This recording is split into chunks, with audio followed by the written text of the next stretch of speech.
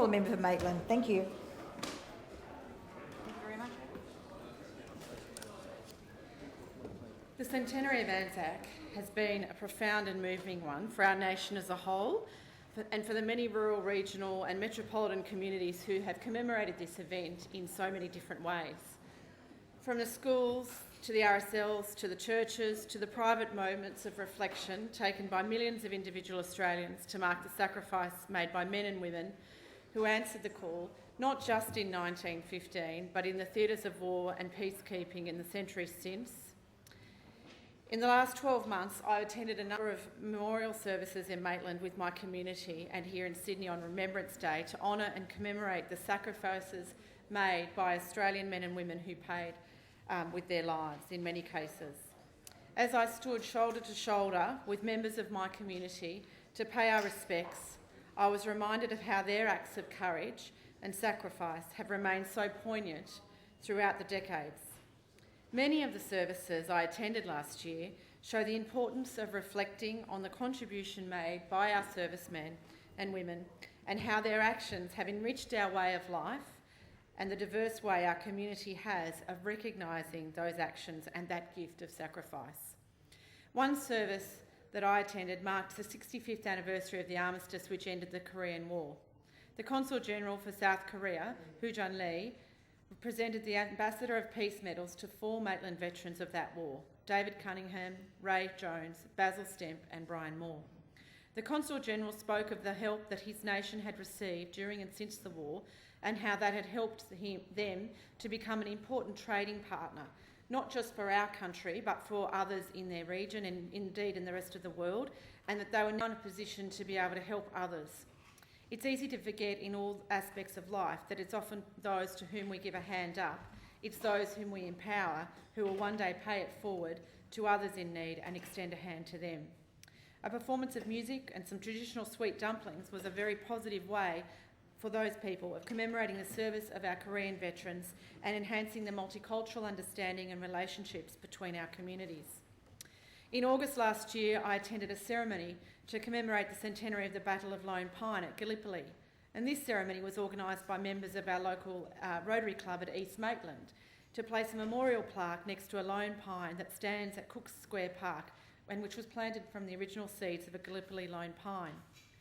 The memorial service was held during the same period as the Battle of Lone Pine, 100 years before, and featured 25 names of those from our area who fought in that battle, including 18 men who died there. Some of these services have taken on a unique Maitland flavour, including one held by the Friends of the Maitland Regional Museum, which showcased an excellent exhibition that was curated as a local display from the Australian War Memorial. And our local advocate for the Maitland Regional Museum, which we hope is built soon, Dr. Denise McDonald, was the local curator of the exhibition, and it was presented beautifully and combined with an embroidery exhibition which showed poppies that local women had created to commemorate the veterans of the Great War. Held at historic Brough House, the federal member for Hunter, Joel Fitzgibbon, delivered a moving speech about his recollections of the women of Horseshoe Bend, and I thank him for enriching our local knowledge of these women in our community. These many women, it was so common to see, widows who had never known the love of a man because their fiancé had died on the battlefields after his promise had been made, or those who lost their husbands to the terrors of war later on. The sadness of those women's stories, the sacrifice told by their single status as they aged, the women whose stories were not documented in any other way and are only today told in the name of the man that they loved and lost, carved deep into the stone of a cenotaph, a very familiar sight in towns across our country. When I see one of them, I'm always reminded of Australian poet Jeff Page's poem, Small Town Memorials, and I'd like to share some of that with you now. No matter how small, every town has one. Maybe just an obelisk, a few names inlaid, more often full-scale granite, marble digger, arms reversed, long descending lists of dead. Sometimes not even a town, a thickening of houses or a few unlikely trees glimpsed on a back road will have one. And the poem continues on, Mr. Acting Speaker. Unveiled, then seen each day, noticed once a year and then not always everywhere. The next bequeathed us parks and pools, but something in that first demanded stone. Humans have always been driven to record their history, whether it's the ancient lines in Celtic stones or paintings on a cave walls, carvings in stone temples, the stone glass of Gothic churches, the intricate illuminated works such as those found in the Book of Kells, and the amazing artworks in our own Australian Art Gallery and the Australian War Memorial. In the 18th, 19th and 20th century, people moved to telling their stories mainly in words, and later it was photographs and videos still in their infancy, with blurred resolution, black and white, with jerky motion. Photos and artwork and video, all used in propaganda and obviously very powerful. Those wartime photos are an amazing resource for students and historians today. I know in my electorate, Yvonne Fletcher and John Gillam have been researching and recording the war efforts in the Hunter, and I was most impressed last week to participate in the launch of their latest book, Men in Sheep's Clothing, The History of the Sheepskin Digger's Vest. And that story started from one of those very blurry old wartime photos. The book explores a remarkable story of Australian innovation, self-sacrifice, determination and love. During the winters of the Great War, soldiers were dying of pneumonia and freezing to death in the muddy trenches. The people of Australia responded with a practical solution, the design, manufacture and provision of a life-saving sheepskin vest given to every digger. So innovative, so Australian was this vest that it was not even documented as part of official army uniform, and it was nearly lost but just for being mentioned in this or observed in this photograph. So these two historians, Yvonne and John in my electorate, wrote a story about this to explore the vest and its impact on Australians as a commemoration to the Centenary of Anzac. And it also quickly coalesces with the centenary of the Red Cross. It recognises the contribution of the ladies who made this, and listening to them last week at the launch was very interesting to hear how the Red Cross was set up really basically over a weekend, and that they were able in such a short time to get these vests out to men on the front. Not only have John and Yvonne researched the history of this vest, but with the help of Stephanie and Tony Mortell, local sheepskin manufacturers in my electorate, they've actually been able to reproduce a version of them, and they're making them here in Australia. Another example of the innovative ways that we can remember the sacrifice of those who fought for this nation and live it as part of our daily lives. As humans, things have changed so much in the way we record and commemorate our experiences. No longer do we record our thoughts and feelings in stone. We live in an information age. Our desire to record our personal moments is online, it's pressing. No longer do we want to whisper our sadness, our grief to the village. We want to shout it to the world. There was a time when the written word was much more considered, perhaps even more than it is today. Carefully chosen words which expressed a point of view, an emotion, or described someone were once far more valued than they are today, when we need to be able to express our opinions and thoughts in 160 characters or a 7-second video vine.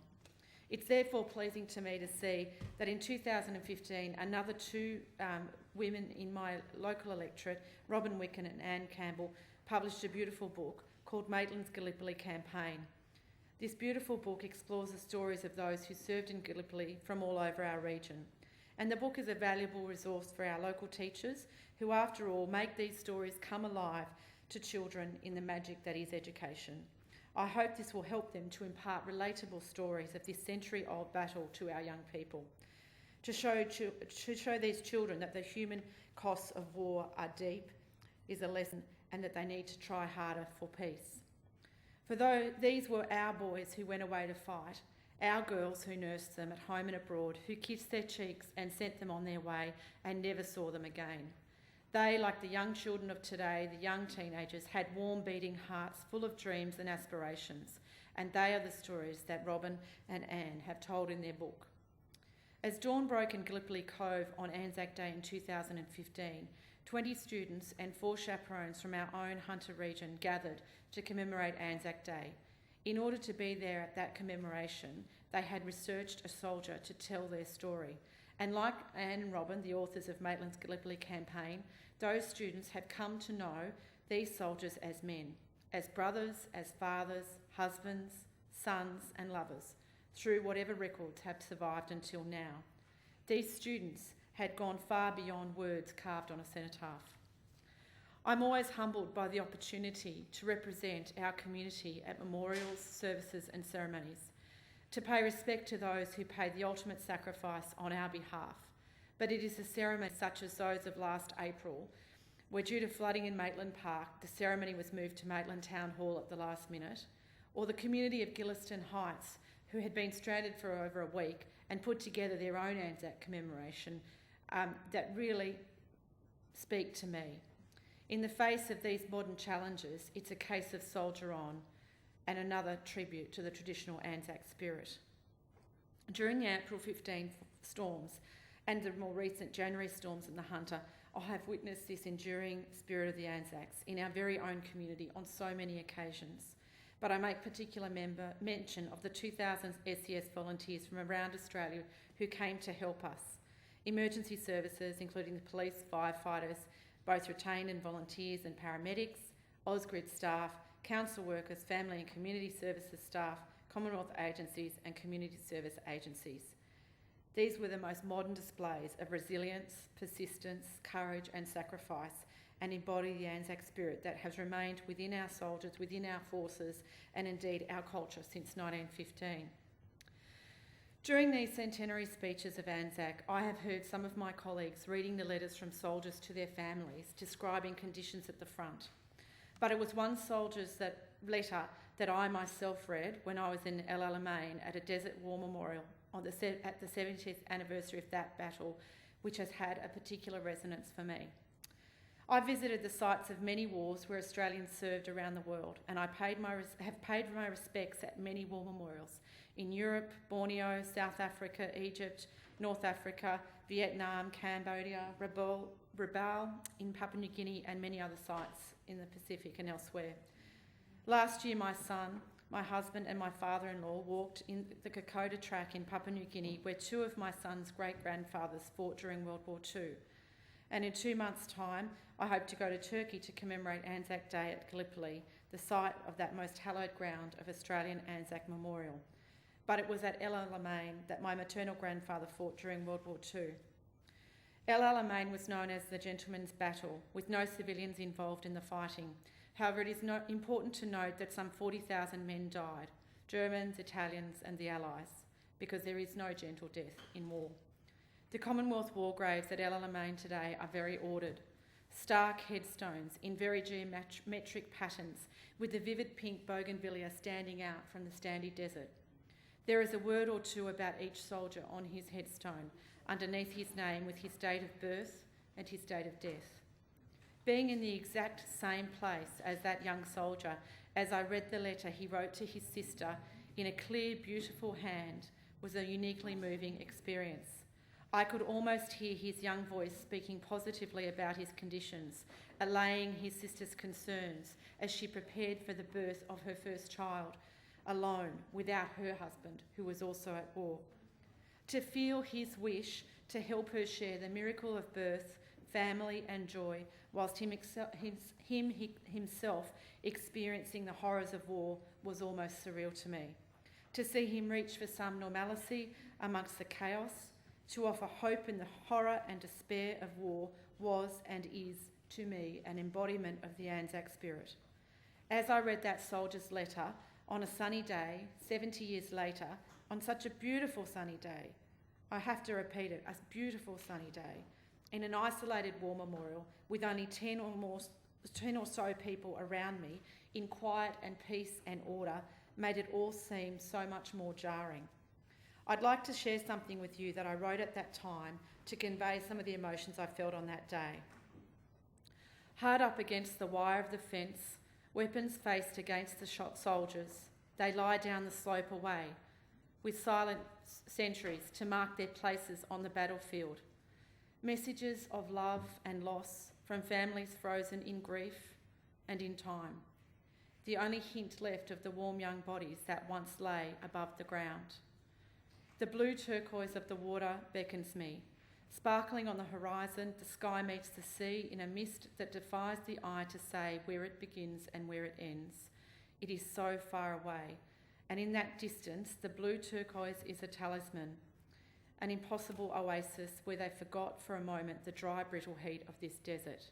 This battle for a land so barren where they fight without the distraction of civilians.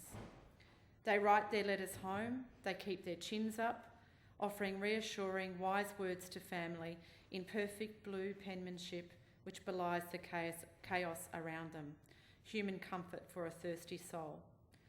Eyes look up for a moment to follow that other blue, thin line, that beguiling horizon which blends into the cyan sky in the distance, imagining that they can follow that line with their eyes, home, to their families, friends and loved ones.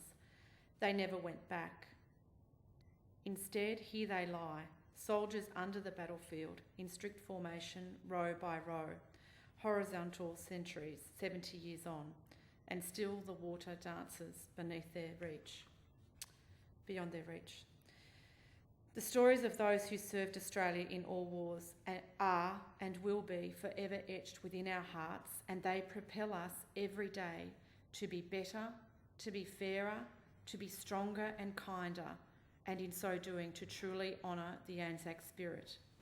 It is amazing to think that 100 years after a single battle on a small beach in a far-off land, our national heartbeat still resonates when the bugle calls and we see those lists of names on cenotaphs around Australia, lest we forget. Question is that the motion be agreed to.